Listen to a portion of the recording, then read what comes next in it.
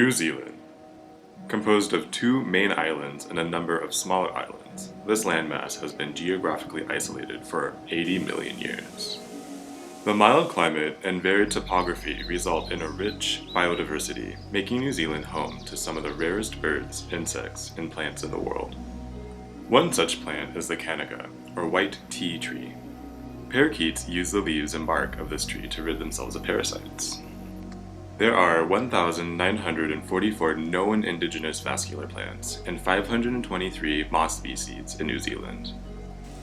The forests are home to many animals, especially birds. The tui, for example, is a forest-dwelling bird and is one of the largest members of the honeyeater family. The New Zealand pigeon is an endemic species and ranges from coastal to mountain habits, eating primarily fruit. Below the trees lived the takahi.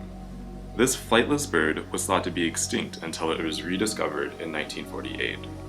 The takahi is indigenous to swamps, but humans have turned much of their habitat into farmland, making the bird an endangered species. Another flightless bird is the yellow-eyed penguin. They are the fourth largest of the world's penguins and can live up to a remarkable 24 years of age. These are forest or shrubland nesting birds, but unfortunately have declines in population due to habitat depletion and the introduction of mammalian predators. Another bird inhabits the coastal waters of New Zealand and is known as the Australasian gannet.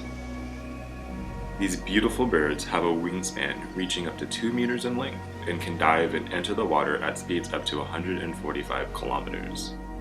In 1980 to 81, 46,000 gannets were counted on the coast of New Zealand. The New Zealand coast is teeming with life.